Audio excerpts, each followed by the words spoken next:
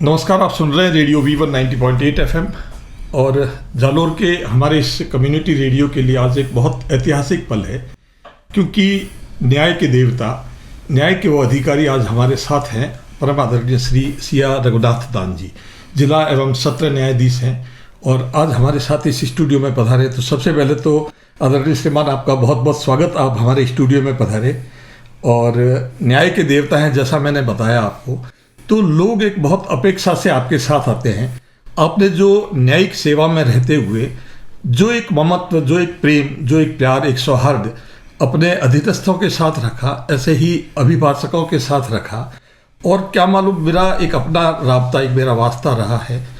बहुत से न्यायिक अधिकारियों से मेरा मिलना हुआ है। कई बार कई कार्यक्रमों का मैं उद्घोषक रहा, संचालन किया, कई चीफ जस्टिस के कार्यक्रम। लेकिन आपके सामने मैं अपने आप को बौना सा महसूस करता हूँ, क्योंकि इतना एक ज्ञान का सागर आपके पास है, जो वर्सेटिलिटी है, जितनी बड़ा एक आपके पास ज्ञान का भंडार है। जिस साहित्य से आज जो से मैंने आपको सुना, और आपने अलग अलग विषय को, साहित्य को लिया, संस्कृति को लिया, अध्यात्म को लिया, और हर विषय को आपने छूते हुए बिल्कुल छोटे से शब्दों में आपने इतनी बात कही। मैं अपने आप को बौना समझता हूँ और बौना महसूस करता हूँ। मेरे पास बहुत ज़्यादा शब्द नहीं है। बहुत कम मेरा आपसे राब्ता रहा। कई बार मैं मिला, 5-7 बार आपसे मिलना ही हुआ। लेकिन जिस आत्मीय भाव से आपने पूरे जालोर को देखा, हमारे शहर को देखा, आप हमारे शहर के बारे में क्या कहना चाहेंगे? साहित्य के बारे में, आपको परमात्मा ने नवाजा है, आपके पास आपके वाणी का जो आपको जादू दिया है, उस बात को आज हम इस रेडियो के माध्यम से हमारे श्रोताओं को बताना चाहते हैं। और मैं, जैसा मैंने आपको बताया, मैं ये माइक्रोफोन आपको समर्पित करता हूँ। कुछ बातें हमारे जालोर की, कुछ साहित्य की, कुछ संस्कृति की, कुछ ज्ञान की, और कुछ आपका अपना निजी अनुभव हम सुनना चाहेंगे। आदरणीय श्रीमान, आप सुन रहे रेडियो वीवन, जैसा मैंने आपको बताया। आदरणीय श्रीमान सिया रघुनाथ दान जी, जो जिला एवं सत्र न्यायाधीश है और लंबे समय से हमें सेवा दे रहे हैं न्याय के देवता के रूप में। धन्यवाद। 2.5 वर्ष पूर्व मैं जालोर के जिला न्यायाधीश के पद पर पदस्थापित हुआ। जालोर की धरती वीर प्रसूता रही है और वीर वीरमदेव जैसे वीर को जन्म देने का सौभाग्य जालोर को प्राप्त है। कहा जाता है कि जका जठी क्यों जाए, आसे जा होता इला, ए मृग सिर दे आए, रीझन जाने राजिया। कि ऐसे लोगों के होते हुए ये धरती दूसरों के पास क्यों जाए, क्योंकि ये मृग तो ऐसे हैं जो अपना सिर काट के ही दे देते हैं, रीझते नहीं है किसी पर। जालोर के अपने साहित्य के बारे में विधि क्षेत्र से होने के कारण मेरे को इतना जालोर के साहित्य का ज्ञान कम रहा है। मैं खुद कुछ लिखने का प्रयास करता रहता हूँ। दीपावली को नारी रूप में वर्णित करते हुए भी मैंने लिखा है, न्याय के संबंध में भी लिखा है। अब मैं आपसे अनुरोध करता हूँ कि इन दोनों में से आप क्या सुनना पसंद करेंगे, दीपावली के संबंध में या न्याय के संबंध में? फिर वापस बीच में मैं आता हूँ सर। मैं आपका जो आशीर्वचन है, जो जालोर जो है, ये जो रेडियो स्टेशन है, कुछ न्याय के बारे में चाहता है। और जो हमारे आम दर्शक है, जो बिल्कुल जो दर्शक, जो हमारा श्रोता है, जो आम रूप से कभी जुड़ नहीं पाता, क्योंकि आपके पास आने वाले लोगों का एक लिमिटेशन है।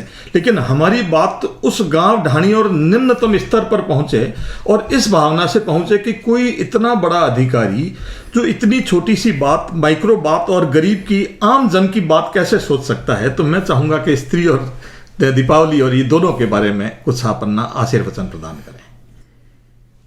मैं अपनी रचना न्याय देवी आपके समक्ष रख रहा हूं।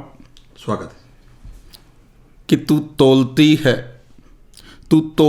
है, सोचती है, मुंह से कुछ कुछ बोलती है, श्रवण चिंतन मनन करके भाग्य बंधन खोलती है।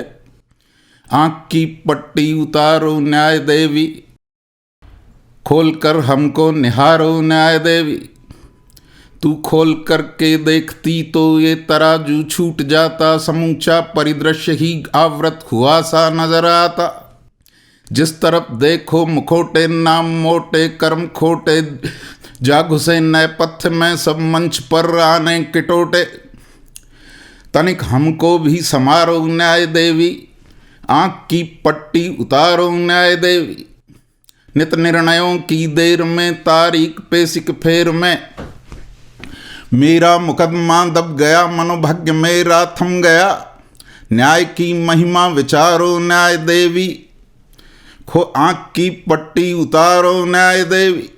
सत्य के स्वरूप ऊपर झूठ की परतें छड़ी है, आह सत्य के स्वरूप ऊपर झूठ की परतें चढ़ी है। हाथ जो तह में गया उस हाथ पर बिजली गिरी है।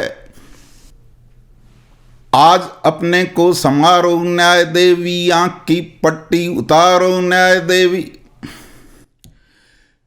मैं जो ये पट्टी उतारूं खोल कर, तुमको निहारूं तो विश्व के कई रंग दिखेंगे, न्याय के पलड़े हिलेंगे। तनखड़ी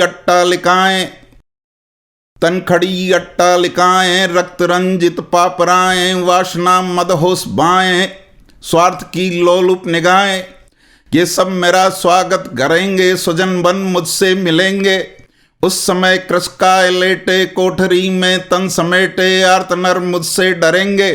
मन ही मन मुझसे कहेंगे कि तनिक हमको भी समारो न्याय देवी, आँख की पट्टी उतारो न्याय देवी।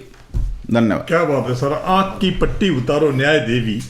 और इतनी सुंदर बात आपने कही, लेकिन अपनी एक राजस्थानी भाषा में, जो मायड़ भाषा है, मायर मायड़ भोम जीव मायड़ भाषा जान, और राजस्थानी राखियाँ रैसी राजस्थान। आपकी रचनाएं, अभी आपने नीचे जो राजस्थानी में इतनी सुंदर बात कही, मैं उस लोभ को भी संवरण किए हुए बैठा हूँ। कुछ आपसे राजस्थानी में सुनना चाहता हूँ। राजस्थानी में मैंने जो आपके सामने पढ़ा था जी, वह दूसरे अन्य कवियों की रचनाएं थी। कुछ भी हो जाए सर, मेरी अपनी जुबान से अपनी रचनाएं नहीं थी जी।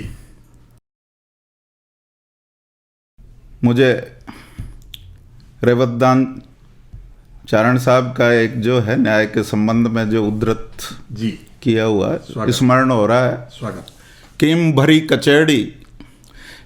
कचेड़ी देण गवाही, ऊ भी घड़ी दौड़नो पड़सी, कहणो पड़सी खरोन खोटो सांचो भेद खोलनो पड़सी।